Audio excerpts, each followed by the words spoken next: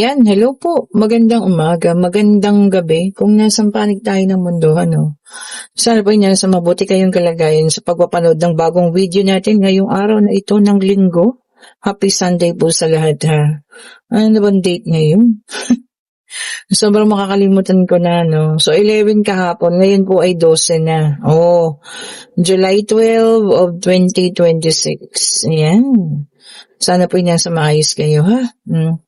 Sige, tingnan na natin. Kanino reading itong ating makukuha ngayong umagang ito? Take only what resonates pa rin ha. Pwedeng sa'yo, pwedeng sa kanya, pwedeng kung kanino man. Oh, diba? And sa unang card natin, meron tayo ritong 8 of Swords. Ayan. And we have here the 10 of Cups. Okay po. And meron din tayo dito.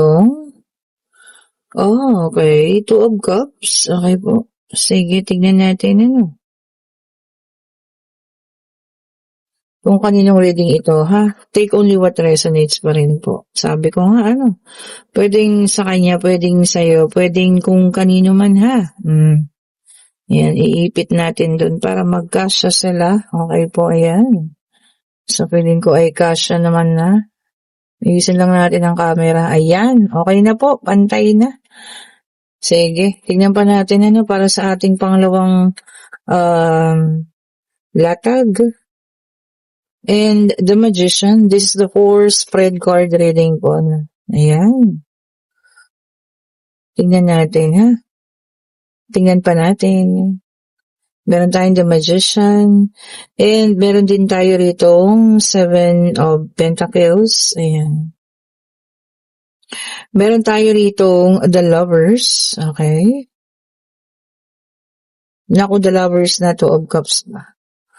Lagay natin si Heart. Ayun. Para matakpan yung dalawang ano. Ayan. Sige, tingnan pa natin ha. And, dalawa to. Isa na lang ang kailangan natin. Isa lang po. Ayan. And, meron tayo ritong the Knight of Wands. Okay. So, ito na, no. Kompleto na ang ating situational reading. Ulitin ko, this is not your personal reading, but this is a general reading po. Take only what resonates pa rin, ano. So, ito na, kompleto na. Dito may nakikita ako rito, no. Isang tao na laging naaalala or inaalala yung mga huling pag-uusap ninyo bago kayo nagkahiwalay. Okay po. So, kasi dito pwedeng ano kasi talaga no, soulmate kayo. So, ayan no. So, kumbaga talagang super connected kayo sa isa't isa ha. Malayo man, konektado at konektado pa rin sa isa't isa. Alam mo yun, sa sobrang pagkakonekta nyo, kung anong nangyayari sa kanya, nararamdaman mo rin, ganyan Kung anong nangyayari sa'yo, nararamdaman niya. Meron kasi talaga naman, na soulmate na hindi talaga nagkakatuluyan. Ang ano lang dito ngayon, siya yung nakakaramdam ng pain, ayan hindi ko alam kung ano ang huli mong sinabi nung kayo nag-usap. Baka naman sa tindi ng galit mo nung huling pag-uusap na yun, kung ano yung nabitawan mong salita. Okay? So, kung ano man yung nabitawan mong salita na yun, baka itong nangyayari sa kanya ngayon, So, baka isipin mong mabuti kasi meron ditong hard work, parang sobra-sobra yung paghahanap buhay, pero napupunta lang sa wala yung kanyang hinahanap buhayan. Naisa na ng maayos na pamilya, pero hindi nagiging maayos ang pamilya po, So, ayun ha, kumbaga kulang, hindi sapat.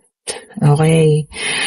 Maari nga sa sitwasyon siya ngayon, na hirap siya, halos hindi siya makaalis. Gustuhin man niya, kagaya ng Magician na gumalaw, pang sarili lang, hindi po niya makaya, hindi niya talaga magawa. Ano ba to? Ano ba tong salita na binitawan mo nung huli kayong mag-usap? At talaga namang, alam mo yun, yan ang naiisip niya kung bakit nangyari ito sa kanya. Hindi kaya naisumpa mo siya? Hindi kaya nakapagbigay ka ng isang salitang napakabigat at ngayon ay talagang nararanasan niya? Oh, alalahanin niyo nga at i-comment niyo diyan sa baba ha, kung ano itong nasabi ninyo. Kaya hanggang ngayon, talagang hindi ito umaalis sa isipan niya at nakatatak na sa kanyang isip. O ito na, kinuha ko tong ating pangalawang deck of cards. Tignan pa natin ito ha. Tignan pa natin. And we have here the King of Cups. Ayan, tignan niyo naman sobrang affectionate niya ngayon, sobrang tawag dito, sobra yung kanyang pagiging emosyonal. Ayan. Ano kaya ito, no? So, yun ang matinding nasa kanyang isipan, kung ano itong mga nasabi mo, na talagang siguro ay nangyayari na sa ngayon. Kumbaga, tumatak na. Oh, naku po, yun ang mahirap. Kasi, alam niyo yun, napaka-powerful, ng mga salitang bibitiwan, lalo na ng isang taong nasaktan. Sobrang powerful yan. Totoo yan. And we have here the Four of Pentacles. So, ayan, tignan nyo naman, budgeting. Kumbaga, sakto-sakto lang ngayon ang mga kinikita. Walang sobra. Alam mo yun, syempre mahirap din yun. Paano kung nasa stage na siya na kailangan niya na magpagamot or may sakit siya? Tapos sakto lang ang pera. O, diba? So, mahirap ang sitwasyon niya sa ngayon, Meron man, may kinikita man, pero sakto-sakto lang. Oh, hindi kaya naisumpa mo na maghihirap siya? Naku po. And we have here the Judgment. May dalang number 20. O, kaya, ayan. Sabi niya rito, blame. So, meron din siyang sinisisi. Baka ikaw to, Naku, hindi kaya dapat unahin niyang sisihin ang sarili niya? Di ba? Baka naman kasi kaya mo lang nasabi yun dahil sobrang galit mo at sama ng loob. Dapat unahin yung di ba? Unahin yung sitahin yung sarili niya. Okay, so meron tayong Three of Cups. Maaring ito po ay makipag-usap sa inyo. Hihingi siguro ng tawad. O ayan baka hihingi ng tawad para alam mo yun. Kung ito man ay naisumpa mo or nasabihan mo na kung hindi maganda, ayun. Baka babawi mo pa, o diba? Or mapatawad mo na para maalis na. Yun siguro ang kanyang hihingi na, And we have here the King of Wands. Ayan, humahanap na lang siya ng motivation. Oh, diba? O lakas ng loob din para matuloy ito, ang pakikipagkita niya sa'yo. Not necessarily na makikipagbalikan, but siguro hihingi ng tawad. We have here the Ten of Swords. Ayan. Alam mo, failure. Oh, talagang naging failure siya sa lahat ng mga nangyari, Siguro ito yung mga 5 years, 10 years na kayo nagkahiwalay. At talagang walang nangyari sa buhay niya, Kumbaga kinagat yung mga sinabi mo, huling salita mo, kinagat talaga ng buhay niya. Oh, and we have here the Two of Swords. Ikaw naman malalagay sa alanganin. Ayan Alanganin na iyo bang kakausapin ng taong ito? Makikipagkita ka ba? Makikipag-usap ka ba? O malaking desisyon din yun. Baka kasi okay ka naman na at alam mo yun, gusto mo na lang ng tahimik na buhay at ayaw mo na makialam palang tungkol sa kanya. Pero kung kinakailangan niya ang pagpapatawad mo, bigay mo, di ba? And di ba hanggang doon na lang yun, pagpapatawad, sabi nga. And we also have here the Seven of Wands. Ayan. Sabi niya rito, talagang you're holding on to your own. Ikaw na lang mag-isa. Oh, diba? Kaya yung mga decision mo, ikaw din lang. Oh, so ikaw po magde-decision kung talagang kakausapin mo ang taong ito, kung hihingi ng tawad at patatawarin mo, nasa sa inyo po yan. Oh, diba? And ito na ang ating pangatlong deck of cards. Ayan. Ito po pwedeng sa inyo, sa kanya, pwedeng kung kanino man, take only what resonates pa rin po, Okay. So, ito na. Ayan. Tignan natin, Check pa po natin. Iyon ang mahirap, di ba?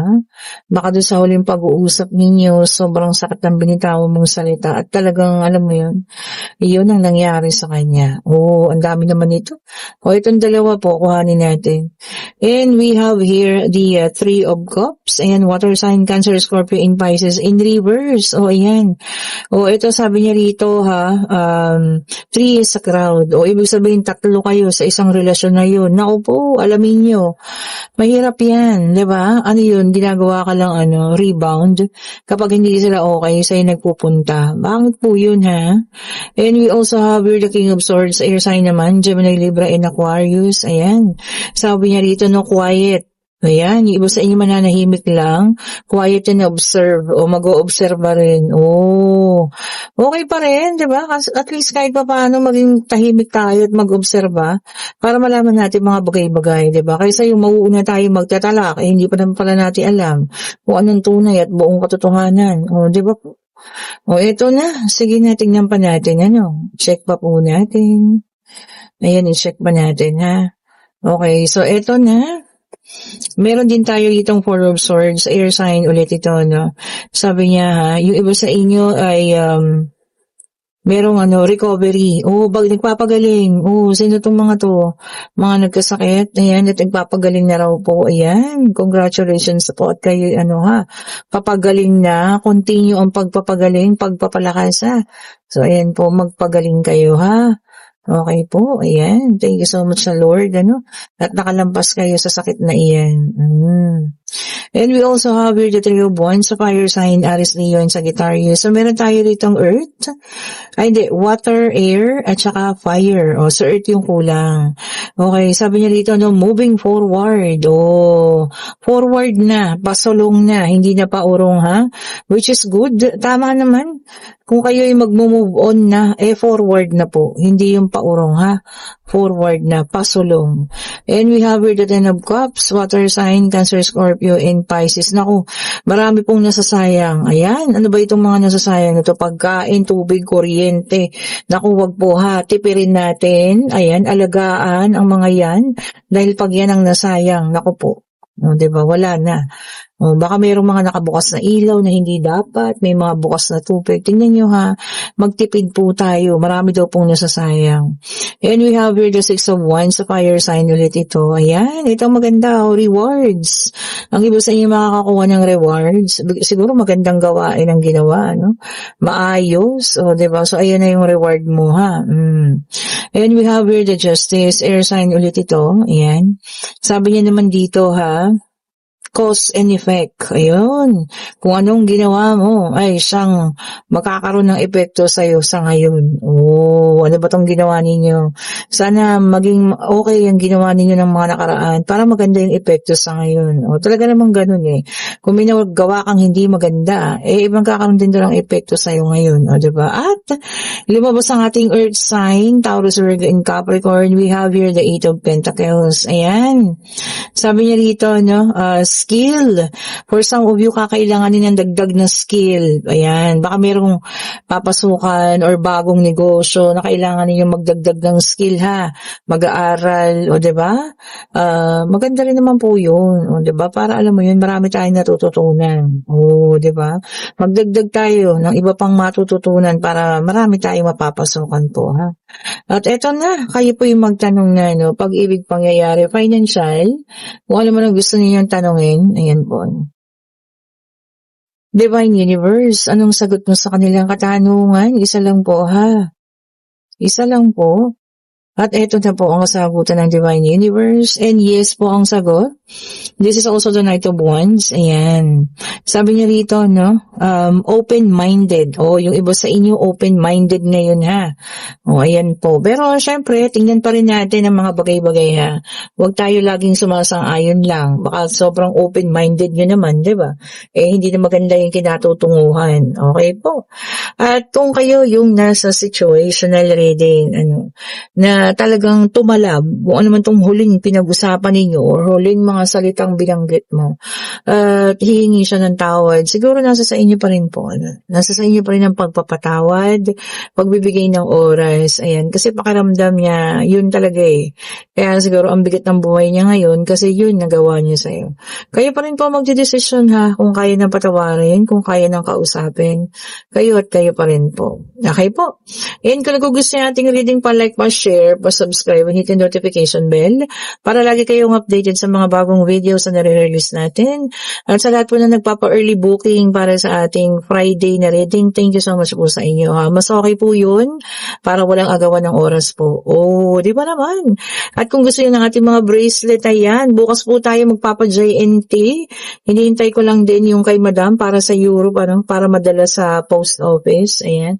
Para sabay-sabay na. Kasi nga ho, pabugso-bugso pa rin ang ulan. Ayan. Thank you so much po ulit ha. Mag-ingat po kayo at pabugso-bugso nga ang ulan. Mahirap pang lumabas-labas ngayon. Oh, 'di ba? Stay safe na lang po tayo sa bahay. Bye-bye po sa inyo.